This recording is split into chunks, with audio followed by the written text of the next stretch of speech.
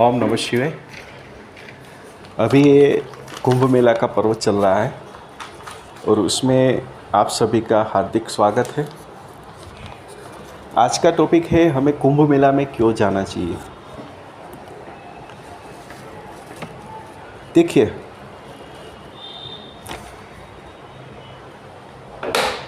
आज उसको अलग तरीके से समझने की कोशिश करते हैं। हालांकि अलग कुछ नहीं होता है, थोड़ा सा अपने हिसाब से समझने का प्रयत्न करते हैं, ऐसा बोले तो चलेगा।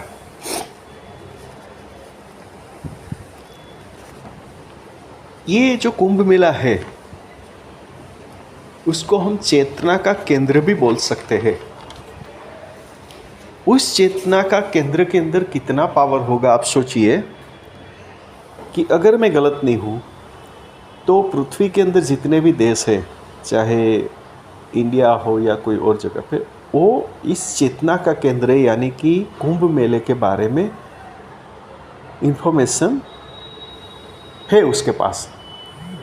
चाहे वो कोई भी एंगल से हो, जैसे इनोसेंट वे में हो, जानकारी प्राप्त हेतु हो, आध्यात्मिक लेवल पे हो, कुछ भी हो, पर आप देखोगे कि ये जो चेतना का केंद्र है उसका रिमार्क या नोटिफिकेशन या तो उसके बारे में जानकारी प्राप्त करने की जो एक बात है वो पूरे विश्व लेवल पे हो रही है।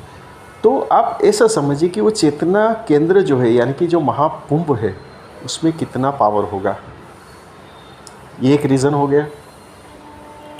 दूसरा, मैं आपको ये बताना चाहता हूँ कि ये जो चेतना केंद्र है उसमें कितना पावर होगा कि मैंने आगे आपको बताया, और ये मैं नहीं बोल रहा हूँ, ये तो शास्त्र प्रमाण भी है और ये दिखता भी है कि मैंने बताया कि देव, दानव, यक्ष, गंधर्व,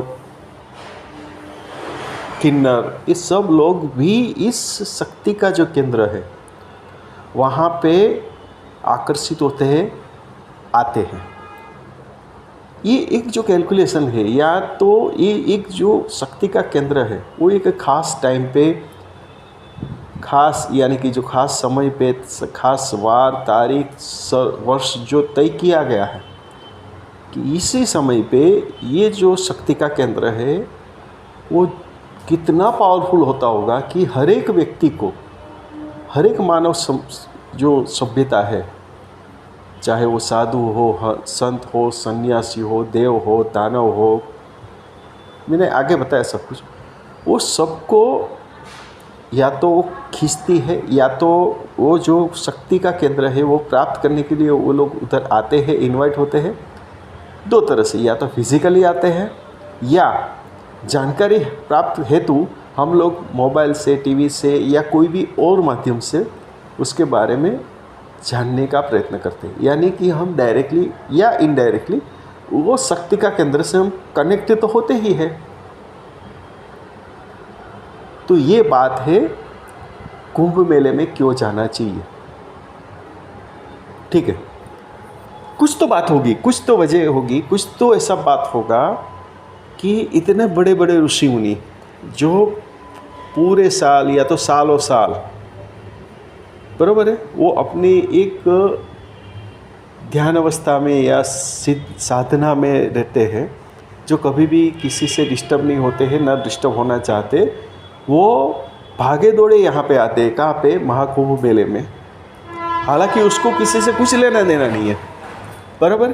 पर जैसे ही ये समय आता है, शक्ति का केंद्र का जो समय आता है, उसी टाइम पे यही जगह पे जो शक्ति का केंद्र बताया गया है वहाँ पे आके उसको प्राप्त, और सिंपल सा, कितना सिंपल वे में वो शक्ति का केंद्र है वो हमें अनुभूत होता है, प्राप्ति होती है।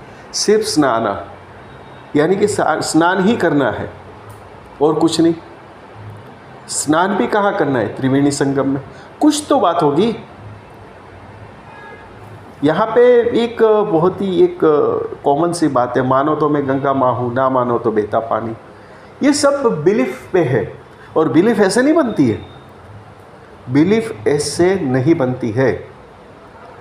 कुछ तो त्रिवेणी संगम में ये जो स्पेसिफिक समय बताया गया है, यानी कि तारीख, वार, साल, जो भी उसका एक कैलकुलेशन करके जो कुंभ मेले का आयोजन का जो एक स्नान का जो जैसे शाही स्नान ऐसा करके जो भी उसके प्रकार गिने गए हैं, बताए गए हैं, वो समय पे कुछ न कुछ तो लॉजिक होगा।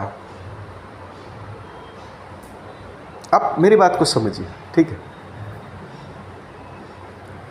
इतना ही नहीं, मैंने आगे भी बताया,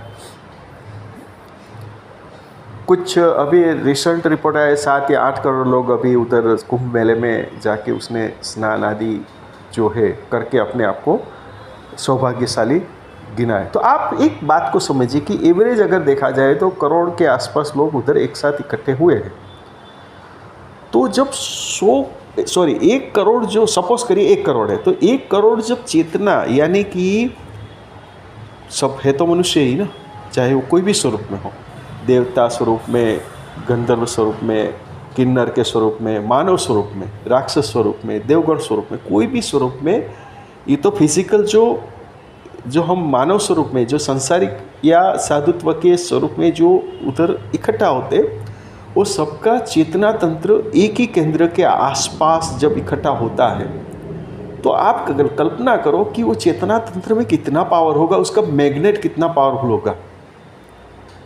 एक बात, दूसरी बात कि सपोज करो मैं यहाँ से बोल रहा हूँ, आप ये मेरी बात को ध्यान से सुनते, हो सकता है आप यूएसए में हो सकता है आप अफ्रीका से हो सकता है आप ऑस्ट्रेलिया से हो, ठीक है? आप कोई भी पृथ्वी के कोई भी जगह से आप मुझे सुन रहे, तो माध्यम भले मैं बना या यूट्यूब बना या ये आपका मोबाइल बना, पर वो केंद्र का पावर आप देखिए, वो पावर जो है, वो पावर कहीं ना कहीं हमें अट्रैक्ट करता है।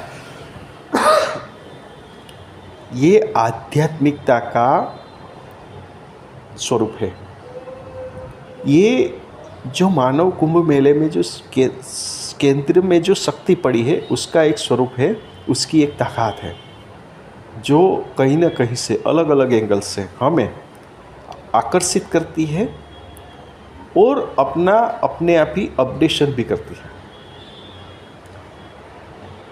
इसलिए मैं बताता हूँ कि आध्यात्मिक के अंदर इतनी ताकत है कि वो हमें अपडेट करने में कभी भी कंजूसाई नहीं करती है।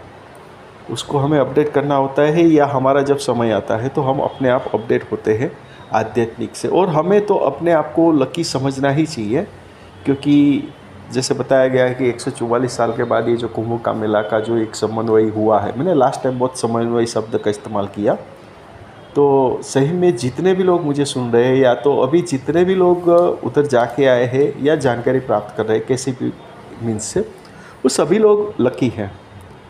और हम सब एविडेंट है इस केंद्रीय शक्ति का बारे में जो जानने के लिए, सोचने के लिए, समझने के लिए और अनुभूत करने के लिए। हम सभी लोगों को, हम जिस इष्ट देवता को मानते हैं, उसका हमें न सिर्फ धन्यवाद करना चाहिए, बल्कि उसके साथ साथ हमें कृतज्ञ भी होना चाहिए। और कृतज्ञ होते हमें उसका बार बार, जहाँ तक हो सके, बार बार मैं तो बोलता हूँ बारंबार, वो अनुभूति को प्राप्त करने हेतु हमें आशीर्वाद मिलता रहे, वो हमें करना चाहिए। आपको मैंने आगे बताया कि यहाँ पे साधु संत देवता यक्ष किन्नर, आप सोचो ये जो शक्ति है, केंद्रीय शक्ति में कुछ तो होगा, या तो उससे ज़्यादा होगा, सबसे ज़्यादा। सपोज करो कि कोई साधु संत जी वो इधर आए हैं, सपोज करो वो 100 साल के से तपस्या कर रहे हैं, और वो कुंभ मेले में आए, तो वो कुंभ मेले की जो शक्ति का जो केंद्र है, वो कितना पावरफुल होगा कि उसको उधर आके स्नान करना पड़ा। यानी कि कुछ ना कुछ तो बैटरी चार्ज होती होगी ना, ये महत्व है। और हम, आप सपोज करो कि आपकी उम्र 30 साल है, 50 साल है, 22 साल है, 15 साल है, 12 साल है, कोई भी है, तो आप आज वो केंद्र को प्राप्त करने हेतु, अपडेशन प्राप्त करने हेतु आप लकी हो गए, चाहे वो कोई भी एंगल से हो। इससे बड़ी ताकत का एविडेंट और क्या हो सकता है। यहाँ पे मैं इनडायरेक्टली या डायरेक्टली ये भी बात बता दी कि जो लोग मानते हैं भगवान होते हैं, नहीं होते, ये इससे ज़्यादा साक्षात प्रमाण और क्या हो सकता है। मैं तो इतना, मतलब जो मेरे से जितनी हिम्मत होती है इसके बारे में खुल के बोलने की, वो मैं प्रयत्न कर रहा हूँ। और जो भी मुझे इंस्पिरेशंस मिल रही है इसके बारे में और खुलने की, उतना मैं उसमें खोलता रहूँगा। हर रोज़ जो भी मुझे प्रेरणाएँ मिलती है इसके बारे में, महाकुंभ के बारे में, वो ज़रूर से मैं आपको इसके ऊपर जितना हो सके उतना खुल के बताने का कोशिश करूँगा। अगर आपको अच्छा लगता है तो इसको आप लाइक, शेयर और सब ये करते रहिए। मैं ये चाहता हूँ कि जितना अगर आपको लाइक मतलब अच्छा लगता है तो आप उसको शेयर करिए, दूसरे दो को पता चले। कुछ उसमें गलत तो है नहीं, हम कुछ गलत तो कर नहीं रहे। एक शक्ति का केंद्र के बारे में उसका बखान करने की या तो उसको अभिभूत करने का ही तो प्रयत्न कर रहे हैं, और क्या कर रहे हैं। तो आशा करता हूँ कि आज का टॉपिक भी आपको अच्छा लगा होगा। ओम नमः शिवाय।